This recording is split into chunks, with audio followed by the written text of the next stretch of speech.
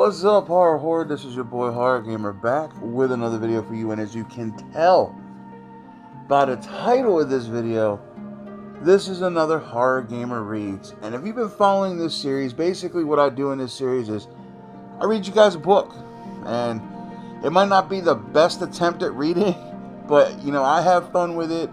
I'm enjoying the book very, very much. I haven't read this book before. And as you could also tell by the title of this video, this is Resident Evil, Volume 1, The Umbrella Conspiracy. And guys, we are at like the nitty gritty titty here, yo. I mean, look, this is about what we have left. We have about 3, maybe 4 chapters left. And then it's going to be on to Caliban Cove. So the last time we read this book, Chris came face to face with Neptune, which is basically, it's a shark that's infected with the T. Is it the G or the T? It's one of them viruses, okay? And so it's like a zombie shark, you know? It's just going crazy. They're trapped in this place with the Plant 42, which is this gigantic cannibalistic plant that eats people, and they have to find a way to kill it. So they're just this is where we're at this point in the book. And so, I mean, without further ado, let's just jump right in and see what kind of fuckery awaits Chris, Jill, Rebecca, and Barry. And let's just knock this out. All right. Chapter 17 already. Seems like we just started this. All right. It says, Jill had taken the elevator into what seemed to be another part of the garden or courtyard. Although the area had been isolated, surrounded by trees, she'd guessed as much from the few overgrown potted plants and the welcome sounds of the forest beyond the low metal rattling. There had been nothing to see but a rusting door set into a nondescript overgrown wall, welded shut, and a large open well, like a stone wading pool. Inside had been a short spiral staircase leading down to another small elevator, which I took. But now, where the hell am I? The room that the elevator had led to was unlike any other part of the estate she'd seen. It lacked the strange, fetid charm of the mansion, or the dripping gloom of the underground.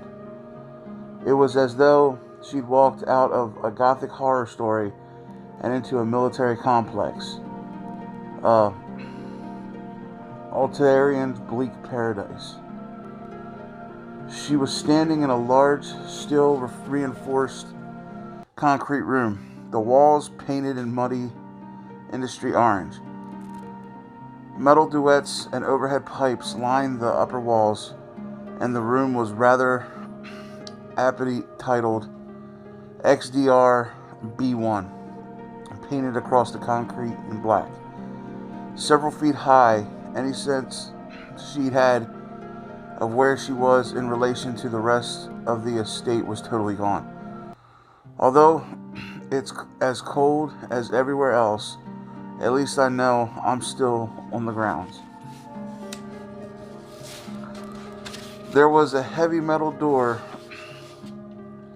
on one side of the room, firmly locked. The sign to the left of it stated that it was only to be opened in case of a first-class emergency. She figured that the B1 on the wall stood for basement level 1. Her theory confirmed by the bolted ladder that led down through a narrow shaft in the concrete, where there was B1, B2 naturally followed.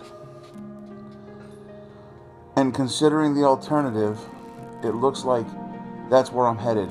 My other option is to go back through the underground tunnels. She peered down the ladder shaft, only able to see a square of concrete at the bottom. Sighing, she held on to the Remington and started down. As soon as she hit the last rung, she turned anxiously and faced a much smaller room, as bland and industrial as the first. Incense fluorescent lights on the ceiling, a gray metal door, concrete walls and floor. She walked through quickly, starting to feel hopeful that there was no more creatures or traps. So far, the basement levels had offered nothing more dangerous than a lack of decoration. She opened the door, and her hope faded as the dry, dusty smell of long-dead flesh hit her. She stepped out onto the cement walkway that led over a flight of descending stairs, a metal railing circling the path. At the top of the steps was a crumpled zombie, so emaciated and shriveled that it appeared mummified. She held the shotgun ready and walked slowly toward the stairs, noting that there was a hall branching off to the left where the railing stopped. She darted a quick look around the corner and saw that it was clear. Still watching the desiccated corpse carefully, she edged down the short corridor and stopped at the door on her left. The sign next to the door read, "Visual Data Room," and the door itself was unlocked. It opened up a still gray room with a long meeting table in the center, a slide projector set up in front of a portable screen at the far end. There was a phone on a small stand pushed up against the right wall, and Jill hurried over, knowing that it was too much to hope for, but having to check just the same. It wasn't a phone at all, but an intercom system that didn't seem to work. Sighing, she stepped past an ornamental pillar and walked around the table. Glancing at the empty slide projector, she let her gaze wander, looking for anything of interest. And it stopped on a flat, featureless square of metal set into the wall, about the size of a sheet of paper. Jill stepped over to take a closer look. There was a flat bar at the top. She touched it lightly, and the panel slid down into the wall, revealing a large red button. She looked around the quiet room, trying to imagine what the trap would be, and then realized that there wouldn't be a trap at all. The mansion, the tunnels, all of it was rigged to keep people from getting here to these basement levels. They're way too efficiently dull to be anything but where the real work gets done. She knew instinctively that her logic was sound. This was a boardroom, a place for drinking bad coffee and sitting through meetings with colleagues. Nothing was going to jump out at her if she pushed the button. Jill pushed it, and behind her, the ornamental pillar slid to one side with a smooth mechanical hum. Behind the pillar were several shelves, stacked with files and something that glittered in the soft gray light of the room. She hurried over and picked up a metal key, the top of the imprinted with a tiny lightning bolt. Slipping it into her pocket, she flipped through a few of the files. They were all stamped with the umbrella logo, and though most of them were too thick and ponderous to spend time sorting through, the title of one of the reports told her what she needed to know, what she'd already suspected. Umbrella Bioweapons Report, Research and Development. Ooh, those motherfuckers. Nodding slowly, Jill put the file back. She'd finally found the real research facilities, and she knew that the STARS trader would be somewhere in these rooms. She was going to have to be very careful. With a final glance around, Jill decided to go see if she could find the lock that the key belonged to. It was time to place the last few pieces of the puzzle that Umbrella had set up and that the stars had sacrificed themselves trying to solve. This is crazy, guys. Like, this author gets it. This author gets it.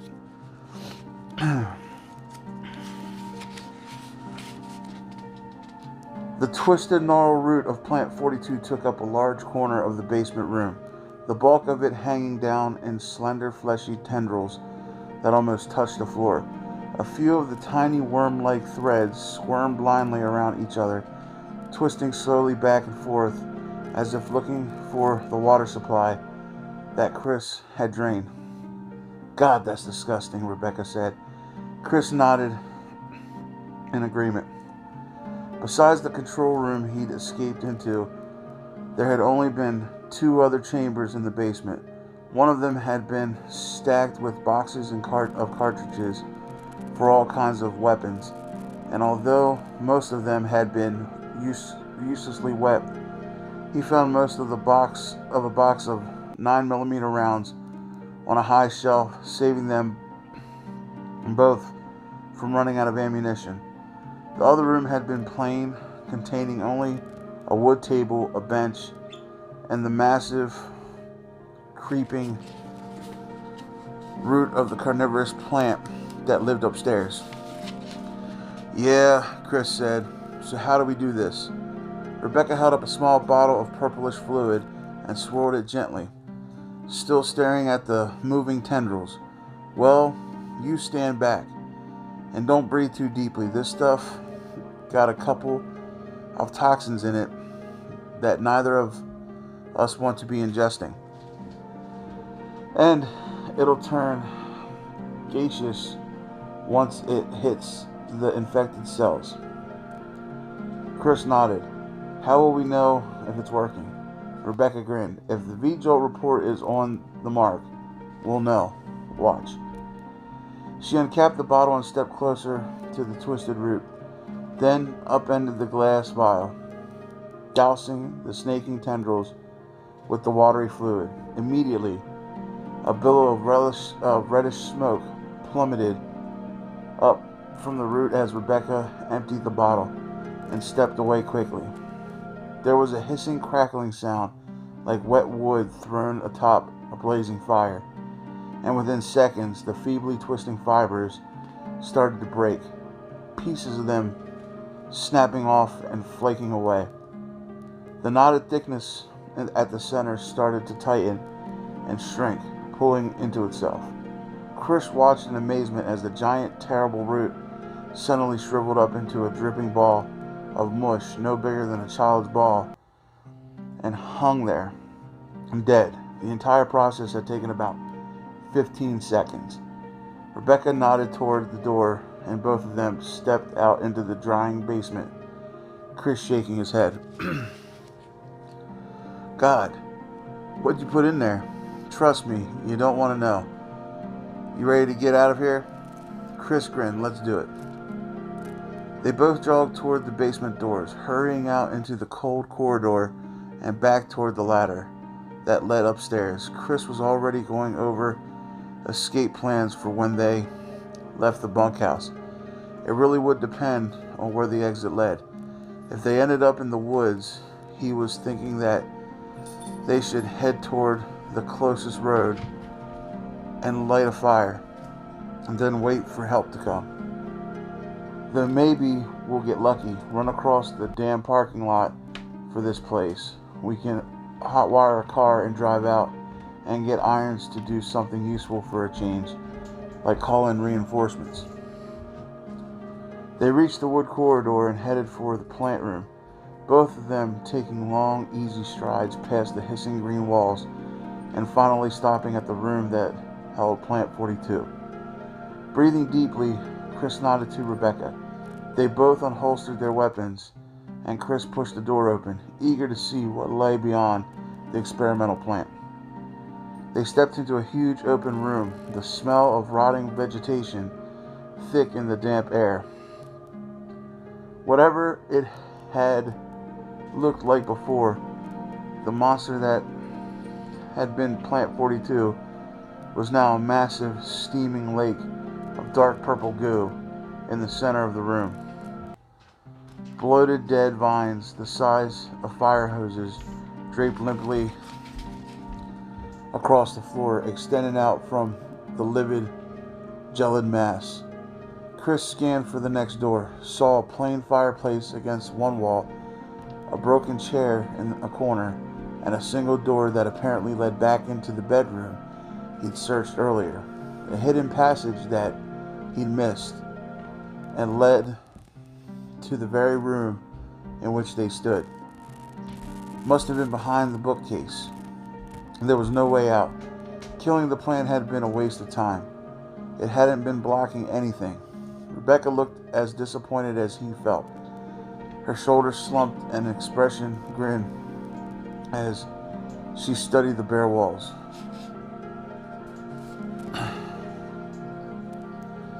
I'm sorry, Rebecca. They both walked slowly around the room. Chris started at the dead plant and trying to decide what to do next. Chris stared at the dead plant, trying to decide what to do next. Rebecca walked to the fireplace and crouched down next to it, poking at the blackened ash. He wouldn't drag her back to the mansion. Neither of them were up for it. Even with the extra ammo, there were too many snakes that they could wait in the courtyard for Brad to fly by again. Hope he got into range. Chris, I found something. He turned and saw her pull a couple of pieces of paper out of the ashes, the edges scorched, but both sheets otherwise intact. He walked across the room and leaned down to read over her shoulder, and felt his heart start pounding at the first words sank in. The Umbrella Conspiracy. Security Protocols. Basement Level 1. Heliport. For executive use only. This restriction may not apply in the event of an emergency. Unauthorized persons entering the heliport will be shot on sight. Elevator. The elevator stops during emergencies. Basement Level 2. Visual Data Room. For use by the Special Researches Division only. All other access to the Visual Data Room must be cleared with Keith Irving, Room Manager. Basement Level 3. Prison. Sanitation Division controls the use of the prison. At least one consultant researcher, E. Smith, S. Rose, A. Wesker, must be present if viral use is authorized. Power Room. Access limited to headquarters supervisor. This restriction may not apply to consultant researchers with special authorization. Basement Level 4. Regarding the progress of Tyrant after use of T-virus. The rest of the paper was burned. The words lost. A. Wesker, Chris said softly. Captain Albert Goddamn Wesker. Barry had said that Wesker disappeared right after the Alphas had made it into the house, and it was Wesker who led us here in the first place. When the dogs attacked, cool, competent, unreadable Wesker, working for Umbrella. Rebecca flipped to the second page, and Chris leaned in, studying the neatly typed labels beneath the drawn boxes of lines. Mansion, courtyard, guardhouse, underground, laboratories.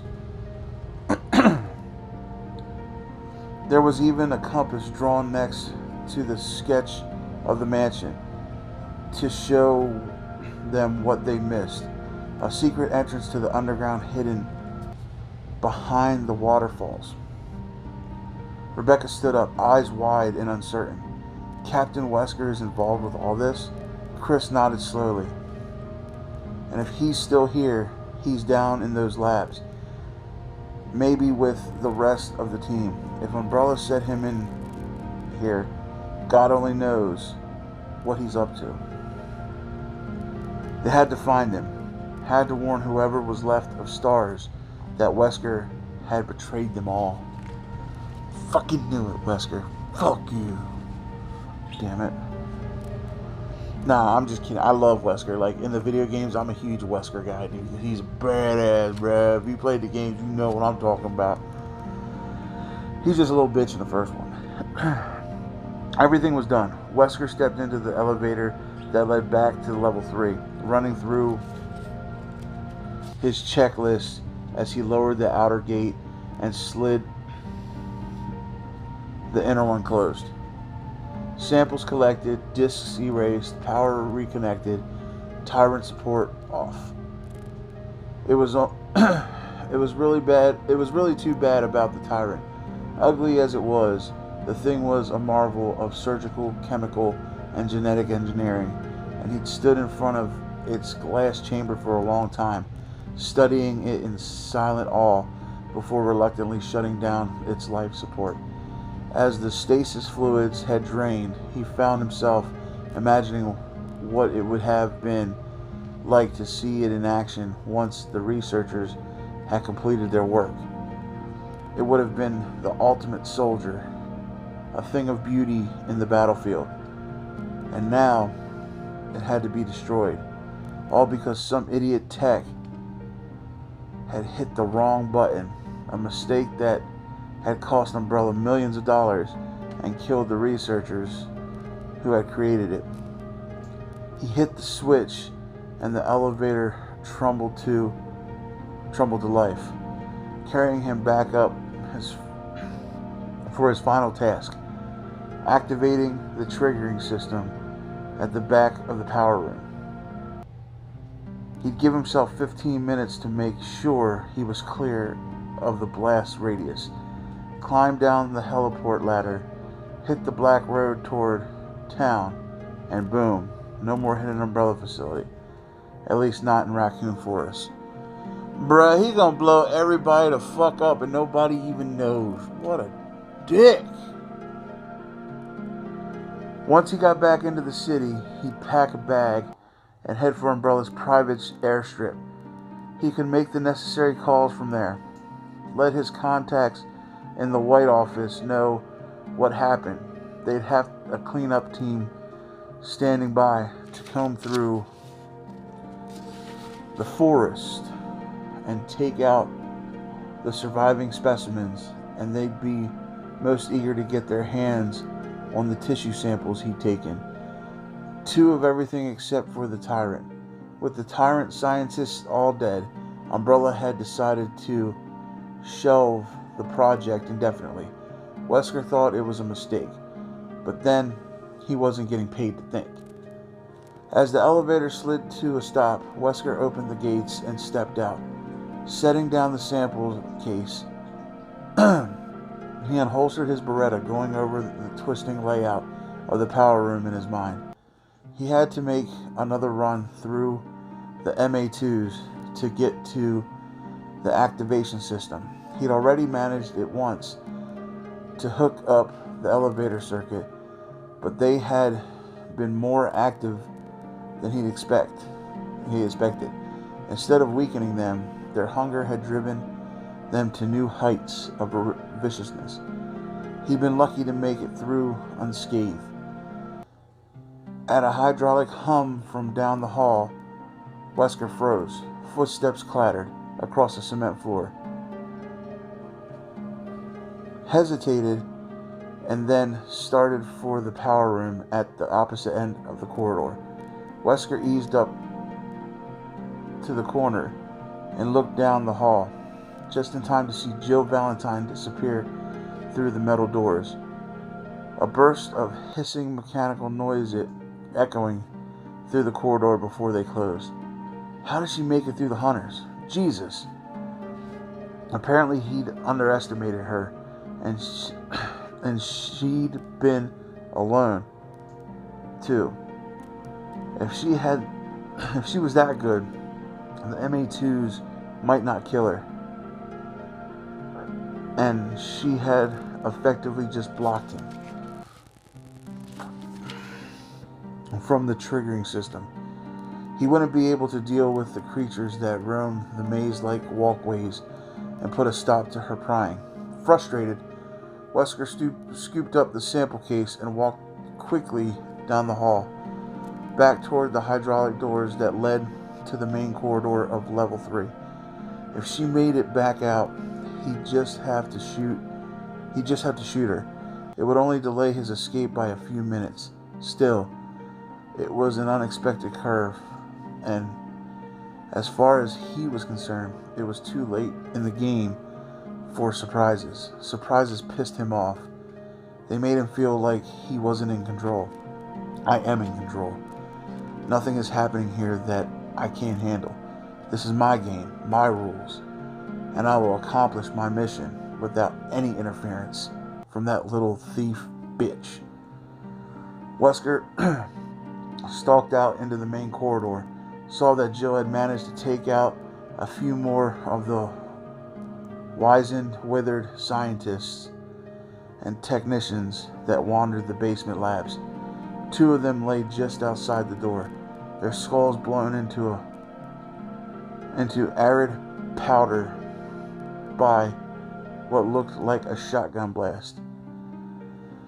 He kicked one of them angrily, his boot crunching into the corpse's brittled ribs, the dry snap of bone loud in the silence, except that suddenly he heard heavy boots coming down the metal stairs from B2, the hollowed clump echoing through the hall, and then a rough, hesitant voice calling out, "Jill!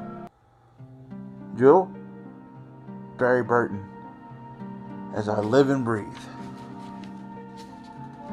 Wesker raised his weapon coolly, ready to fire when Barry stepped into view, and then lowered it thoughtfully. After a moment, a slow grin spread across his face. Damn, horror horde, we are getting woo! So we're at the point now where Wesker literally has everything done that he needs to get done. All he has to do now is basically set the timer, basically set it and forget it. Fucking set the timer and get the fuck out of there before the place blows up. And with no remorse to anybody else. You know, he don't care that Chris might still be there. You know, he don't even know that Rebecca's even alive, I don't think. You know, he didn't care that Barry, you know, he had to deal with Barry, and he's reneging on that. And he just saw Jill, and he's just going to shoot her in cold blood to get the hell out of there. Like, Wesker is a heartless bitch, man. Like, he's just in it for himself. He gonna get his money, he gonna get the fuck out. But man, this book is so good. Like, I'm almost sad to see it. You know, look, like, this is what we got left. Like, we literally have, we're gonna be starting on chapter 18 soon. So let's see here, 18. There are 21 chapters. 21 chapters and an epilogue. So we'll say there's 22 chapters left in this book. 22 chapters in this book, and we're on chapter 18, which means we only have like 3 or 4 chapters left, and some of them ain't even that big. So this is going to be nuts. I'm really excited for the conclusion of this book, because I have a feeling shit's getting ready to hit the fan. And if the game is any indication on what is going to happen next, don't count out that tyrant. He may have taken it off life support, but don't count out that tyrant. I'm telling you this now. It's a little closer to what you think. So, but alright, Horror Horde, with all that being said, I love you guys. Thank you guys. I really hope you enjoyed this Horror Gamer Reads as much as I enjoyed making it for you. Like I said, not the strongest reader in the world, but I do enjoy it. It's an escape. I do love reading, and I figured, why not do it for you guys? You know what I mean? You guys can come on this journey with me. And like I said, I really love reading. I'm not the strongest at it, but I love doing it. So, but alright, Horror Horde, with all that being said, I love you guys. Thank you guys. And don't forget, if you haven't done so yet, hit that subscribe button along with that ding-a-ling-ding-ding button. Now, every time your boy Horror Gamer throws up one of these reviews that you're in the know, one of these Horror Gamer Reads that you're in the know, And with all that being said, Horror Horde, I love you guys. Thank you guys. And until next time, this is your boy Horror Gamer saying, as always, don't fear the darkness. Embrace it.